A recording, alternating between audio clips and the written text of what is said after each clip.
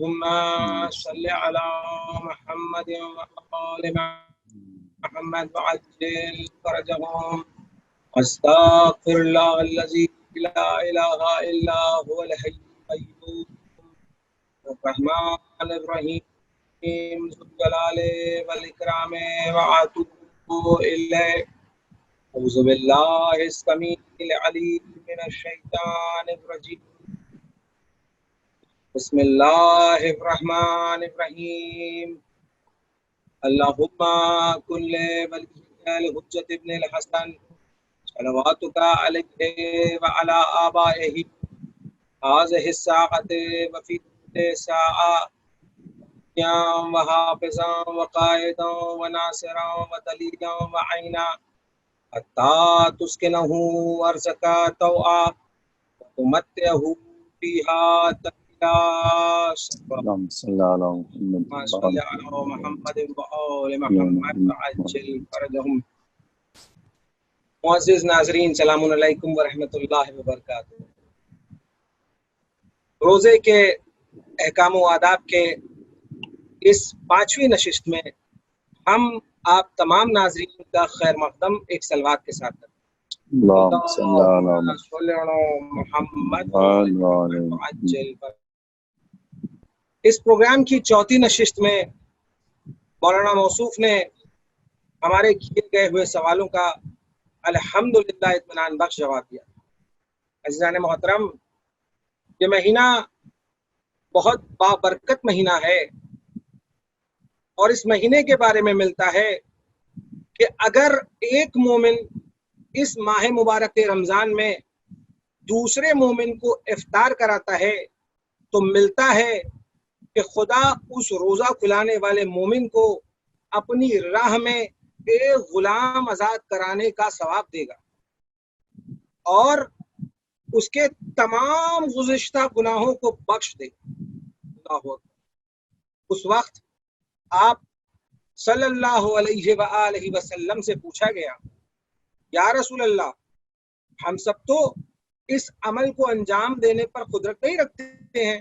آپ صلی اللہ علیہ وآلہ وسلم نے ارشاد فرمایا، خود کو آتش جہنم سے بچاؤ اگرچہ نصف خرما سے ہی کیوں نہ ہو. پھر اسی طرح کے جملے آپ نے آگے ارشاد فرمائے کہ خود کو جہنم کی آگ سے نجات دلاؤ اگرچہ ایک گھونٹ پانی سے ہی کیوں نہ ہو. ناظرین، حالانکہ وبا کا ماحول چل رہا ہے، مگر جہاں پہ بھی راحتیں ہیں وہاں پہ مومنین کو ضرور کوششیں کرنا چاہیے کہ وہ روزہ داروں کو روزہ کھلائیں، افطار کے انتظامات کر کے انشاءاللہ. آئیے حضرات، چلیں اپنی اس نشست کا آغاز چند سوالات لے کر ایک بار پھر ہم مولانا موصوف کی بارگاہ میں پیش کریں اور ان کے بیانات سے مستفیض ہوں. السلام علیکم ورحمۃ اللہ وبرکاتہ. مولانا صاحب. وعلیکم السلام ورحمۃ اللہ. مولانا صاحب، امید ہے کہ آپ خیریت سے ہوں گے انشاءاللہ. جی الحمدللہ، آپ کے سامنے بیٹھے تو خیریتی سے ہیں. اللہ آپ کو سلامت رکھے انشاءاللہ، سلامت رکھے، خوش رکھے. جی مولانا صاحب، کچھ سوالات آئے ہوئے ہیں، پیش کرنے کی اجازت ہے تو پیش کریں آپ کے سامنے. بسم اللہ. مولانا صاحب، پہلا سوال جو مومنین کی جانب سے آیا ہے، جو کہیں نہ کہیں کل کے سوال سے ملتا جلتا ہوا ہے، مگر تھوڑی وضاحت اور اس پہ چاہتے ہیں ہم لوگ. سوال یوں ہے کہ کیا ہم مخالفین کی کتاب سے روزے کی حالت میں احادیث پیغمبر صلی اللہ علیہ وآلہ وسلم کو نقل کر سکتے ہیں؟ کیونکہ مذہب حقہ کے نزدیک اکثر لکھی ہوئی حدیثیں مخالفین کے وہاں غیر معتبر اور گڑھی ہوئی ہوتی، اور عام صورتحال میں بھی روزے کے علاوہ مخالفین کی کتابوں میں لکھی ہوئی حدیثوں کو نشر کیا جا سکتا ہے. اس پر اگر آپ تھوڑا روشنی ڈال دیں تو. اعوذ باللہ من الشیطان الرجیم. بسم اللہ الرحمن الرحیم.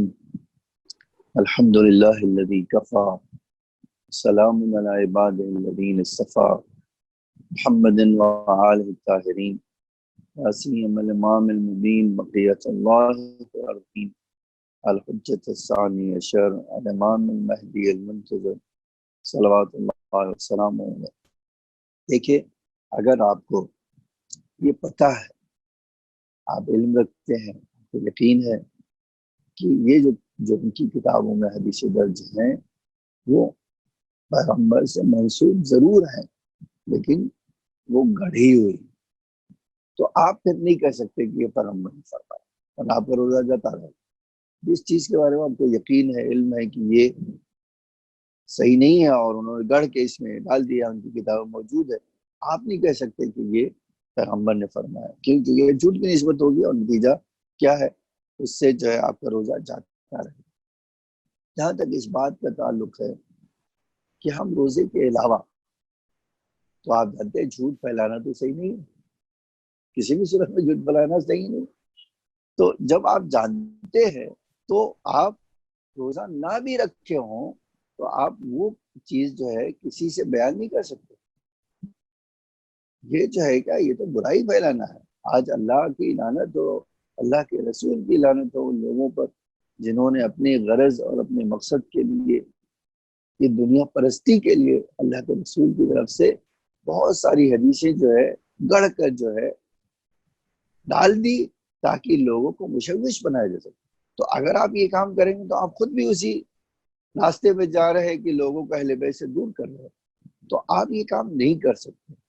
ہاں، ایک صورت بنتی ہے کہ آپ کو یقین ہے کہ نہیں، یہ رسول اللہ نے اس میں فرمایا ہے اور یہ جانتے ہیں، تو آپ نقل کر سکتے ہیں۔ یہ سارا آپ کے علم کے اوپر ہے، لیکن یاد رکھیں، ویسے بھی وہ سچ بات ہے کہ انہوں نے جھوٹ کی ایک فیکٹری لگا کے رکھی حدیثوں گڑھنے کی۔ تو جب آپ اور ہم جانتے ہیں تو ان کی حدیثوں سے، کہ ہمارے بڑے بعض علماء نے بڑا اچھا جملہ کہا ہے اور مجھے بہت دل کو ٹچ کرتا ہے۔ شیخ اعظم انصاری کہتے ہیں کہ دیکھیں، اگر کتے کچھ کہہ رہے ہوں تو ہم اس کی طرف توجہ کرتے ہیں؟ نہیں کرتے، اور ان کو اپنا دامن بچا کے چلے جاتے۔ کہ مخالف ہمارے اسی طرح کے، انہوں نے دنیا پرستی کے لیے سب کیا ہے، تو ہمیں پھر ایسی صورت میں اس حدیث پہ یقین کیسے آئے گا کہ یہ صحیح؟ اچھا، وہ بھی خاص طور سے جس کا بصیرت نہیں ہے، جو اس میں علم رجال نہیں جانتا ہے، جو درایا نہیں جانتا ہے، جو علم حدیث سے واقف نہیں، وہ کیسے جو ہے؟ اسی لیے ہمارے بعض علماء، ہمارے جو استاد بھی رہے ہیں، ان کو کہتے تھے کہ اپنے دل میں اندھیرا پیدا کرنا ہے، ظلمت پانا ہے تو ان کی کتابیں پڑھنا، اور اگر جو میں اپنے دل میں نور پیدا کرنا ہے تو شیعہ مذہب کی کتاب پڑھنا۔ اب دیکھو، یہ بہت اچھی تعبیر ہے ان کی کہ ایک نور ایک طرف ظلمت ہے، تو کوئی آدمی ظلمت کی طرف نہیں جائے گا، تاریکی کی طرف نہیں جائے گا، بلکہ نور کی طرف جائے گا۔ تو یہ مسئلہ ایسا ہے کہ اگر آپ جانتے ہو بالکل آپ یہ کام نہیں کر سکتے۔ جی شکریہ مولانا صاحب۔ اور ناظرین، آپ نے دیکھا کہ ہمیں ظلمت کی طرف نہیں جانا چاہیے، نور کی طرف جانا چاہیے۔ اور اکثر مخالفین کی کتابوں میں، کیونکہ ہمیں پتہ نہیں ہے، ہم علم رجال نہیں جانتے ہیں، ہم اس کی سند سے واقف نہیں ہیں، تو ہمیں اس سے احتیاط کرنا چاہیے، ان کی کتابوں کو کی طرف رجوع نہیں کرنا چاہیے۔ شکریہ مولانا صاحب کا بہت بہت اس پر اس کی وضاحت کرنے کے لیے، اور ہمارے سوال جو ہمارے پاس آئے تھے اس کو مومنین تک پہنچانے کے اس کے جواب۔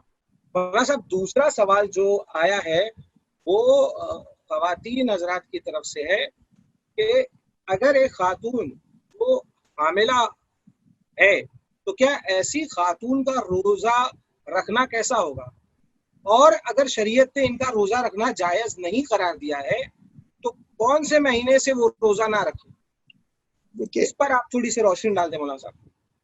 یہ ایک فردی مسئلہ ہے، یعنی یہ واجب جو ہے روزہ ہر ایک کی ذات سے تعلق رکھتا ہے، یہ کوئی ایسا اجتماعی مسئلہ نہیں ہے۔ اب ظاہر سی بات ہے، جب انفرادی مسئلہ ہے تو ہر ایک کے لیے دوسرے سے فرق کرتا ہے۔ جو مومنہ عورتیں حاملہ ہیں اور یا دودھ پلا رہی ہیں، دونوں سے میں دونوں لا دیتا ہوں، جو ہم سے ہیں اور یا دودھ پلا رہے ہیں، اور ان کے لیے روزہ رکھنا، خود اگر انہیں یقین ہو، خود انہیں یوں شک ہو، لیکن شک کا ایک شک کی بنیاد ہو، یعنی ایک دم معمولی شک نہ ہو، شک تھوڑا طاقتور ہو، اور انہیں یہ جو ہے علم ہو یا شک ہو یا ڈاکٹر کہہ دے کہ روزہ آپ کے لیے اور آپ کے بچے کے لیے نقصان دہ، تو وہ عورت پہلے دن سے اگر کہہ دے تو پہلے دن سے نہیں رہ سکتی۔ یہ کہیں نہیں مسئلہ ہے کہ مثلا وہ جو ہے 4 مہینے گزر گیا ہو، 3 مہینے گزر گیا، یہ معیار نہیں۔ معیار یہ ہے کہ اس عورت کے لیے حاملہ ہونے کی صورت میں یہ روزہ نقصان دہ ہے اس کے یا اس کے بچے کے لیے، تو پھر وہ روزہ نہیں رکھ سکتی ہے، ٹھیک ہے۔ سیم اسی طرح کا مسئلہ ہے جو عورت اپنے بچے کو فیڈ کرتی ہے، دودھ کھاتی ہے، اگر وہ روزہ رکھے گی تو اس کے بچے کو دودھ نہیں ملے گا یا اس کو خود جو ہے نقصان ہوگا، دونوں صورتوں میں وہ روزہ نہیں رکھ سکتی۔ شاید خود کو کچھ فرق نہ پڑے لیکن اس کے بچے کو فرق پڑے تو بھی وہ روزہ نہیں رکھ سکتی۔ تو یہ جو دونوں مسئلے ہیں، دودھ پلانے والا اور اب دیکھیے عام طور سے حاملہ جب رہتی ہیں تو 2-4 مہینے کوئی فرق نہیں پڑتا، اور بعض عورتیں تو 2-4 مہینے ان کو بہت فرق پڑتا ہے، ان کو بار بار جو ہے الٹی آتی ہے اور بہت، تو ان کے لیے الگ مسئلہ ہے۔ لیکن جنرلی جو ہے جو عورتیں 4 مہینے 6 مہینے گزر گیا ان کے لیے دشوار ہوتا ہے۔ تو عام طور سے ہمارے علماء نے معیار وہی بتایا کہ حتیٰ ویسستانی یہ کہ سبھی مراجع کہتے ہیں، خالی وہی نہیں، سبھی کہتے ہیں کہ جو عورت کو ڈر ہے اس بات کا، اب ڈر ہونے کے بارے میں 2 صورت، علم ہے کہ ڈر ہے اس کو، تو علمی ڈر ہے یا شک اور تاکید، یعنی ایسا اعتماد جس کو عقلاء توجہ کرتے ہیں کہ مجھے نقصان ہوگا، یا ڈاکٹر کہہ دے، ان دونوں صورتوں میں وہ روزہ نہیں رکھ سکتی۔ اگر روزہ رکھے گی بھی تو روزہ باطل ہے۔ جی شکریہ مولانا صاحب، آپ نے ناظرین کے سامنے یہ پیغام رکھا شریعت کے حوالے سے کہ یہ اس عورت پہ ڈیپینڈ کرتا ہے کہ وہ کیسا فیل کر رہی ہے اور وہ حساب سے پھر روزہ رکھے یا نہ رکھے۔ شکریہ مولانا صاحب کا۔ تیسرا سوال جو آیا ہے مولانا صاحب ہمارے پاس، وہ یہ ہے کہ 2 بزرگ عورتیں ہیں جو روزہ نہیں رکھ پا رہی ہیں اور ان کا عذر ہے کہ وہ بھوک اور پیاس برداشت نہیں کر پاتی، تو اس صورتحال میں شریعت کا کیا فرمان ہے مولانا صاحب؟ دیکھیے اسی طرح جو ہے آغا سستانی نے ایک جو ہے 1918 نمبر کے مسئلے میں آپ فرمایا ہے جو ضعیف مرد یا عورت جن کے لیے ضعیفی بڑھاپا روزہ ضعیفی کی وجہ سے روزہ رکھنا ان کے لیے ممکن نہ ہو یا معمول سے زیادہ ان کے لیے سخت ہے، یعنی اتنا جیسے میں رکھتا ہوں آپ رکھتے ہیں تو اتنا بھاری نہیں پڑتا، لیکن اگر وہ رکھیں گی تو ان کو بہت بھاری پڑے گا، وہ کہتے ہیں ان کے لیے کوئی روزہ نہیں، ان کا روزہ ہے ہی نہیں، ٹھیک ہے۔ قرآن میں بھی آیا ہے کہ جب انسان بوڑھا ہو جاتا ہے تو بوڑھا اب کہہ رہے ہیں میں برداشت نہیں کر سکتی ہوں، کھانا کے بغیر نہیں رہ سکتی، پانی کے نہیں بغیر رہ سکتی، تو ایسی عورت یا مرد کے لیے روزہ نہیں ہے، اس کے اوپر روزہ واجب ہی نہیں ہوگا۔ لیکن یہ ایک بات یہ جو ہے کسی غلط فہمی نہ ہو، یہ طے کرنا کون طے کرے؟ یہ وہ خود طے کرے گی۔ جی میں آپ اس کی تکلیف نہیں بتا سکتے کہ آپ روزہ رکھیے آپ نہیں رکھتی ہیں، نہیں، وہ خود طے کرے گی کہ میرے اندر روزہ رکھنے کی طاقت ہے یا نہیں۔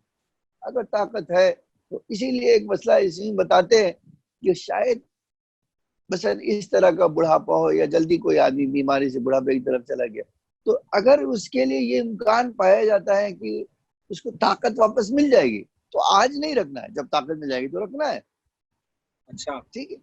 یہ جو ہے یہ ڈیپینڈ کرتا ہے اس بات کے اوپر، تو یہ چونکہ ایک ذاتی مسئلہ ہے یہ وہ طے کرے گی کہ میرے لیے، اسی طرح ایک مسئلہ اسی میں درج ہے اور واقعی وہ صحیح ہے، صحیح کیا میں کہہ رہا ہوں، یہ ان کا فتویٰ ہے کہ اگر کوئی آدمی پیاس کا مریض ہے اور پیاسا بہت دیر تک نہیں رہ سکتا، بہت جلدی اس کو پیاس غالب آ جاتی، اور اگر اس کی پیاس کو نہیں بجھایا گیا تو برداشت نہیں کر سکتا، بے ہوش ہو جائے گا، کچھ نقصان ہو جائے گا، تو وہ روزہ نہ رکھے، ٹھیک ہے۔ بعض جگہ تو میں نے یہ تک بھی دیکھا کہ چھوٹے بچے جو ہے چھوٹے بچیاں 9 سال میں بالغ ہو جاتے اب ان کے لیے روزہ رکھنا اتنا لمبا تو بھاری کام ہے. تو وہ کہتے ہیں کہ ٹھیک ہے، اگر مثلا بھاری کام ہے تو کتنی دیر رکھ سکتی ہے، جتنی دیر رکھ سکتی ہے وہ رکھ لے، اس کے بعد کھانا پانی پی کر لے. لیکن یہ جو اسلام مذہب ہے، شیعہ مذہب ہے، اس کے پیچھے ایک لاجک ہے. امام ہمارے جو ہے سب سے زیادہ عقل مند تھے، سب سے زیادہ حکمت والے تھے. تو یہ کیسے ہو سکتا ہے کہ ایسی بات کہتے ہیں جو کوئی عاقل انسان جو سے پرے ہو؟ یہ نہیں ہو سکتا. اسی لیے وہ خود فتویٰ میں کہتے ہیں کہ ٹھیک ہے، اب ایسی صورت ہے اللہ تو کسی کو طاقت سے زیادہ سہمت نہیں دیتا ہے، تو وہ کام کر سکتی ہے، وہ بچی رکھ لے، اور جب اس کو پیاس لگے اور حد سے زیادہ اس کو ہو جائے معمول سے، تو پانی پی لے. کھانا بھوک بہت زیادہ لگی ہے اور تھوڑا کھانا کھا لے، لیکن احتیاط کے ساتھ کہ اتنا ہی کھا لے جتنا اس کو ضرورت ہے. بہت بہت شکریہ آقا آپ کے ان جوابات کے لیے. خدا آپ کا سایہ ہم لوگوں کے سروں پہ برقرار رکھے، آمین یا اللہ. آخر میں ناظرین، ہم آپ تمام حضرات کا شکریہ ادا کرتے ہیں جو ہمارے اس پروگرام کو دیکھ رہے ہیں، جو اپنے سوالات کو بھیج رہے ہیں. آئیں سب مل کر بارگاہ خدا بندی میں دعا کریں کہ وہ حضرت حجت کا ظہور میں جلد سے جلد مجید عطا فرمائے. اللہم عجل لولیک الفرج، اللہم عجل لولیک الفرج، اللہم عجل لولیک الفرج. ایک بار پھر اگلی نشست میں جلد ہی آپ سے ملاقات ہوگی. تب تک کے لیے فی امان اللہ، خدا حافظ.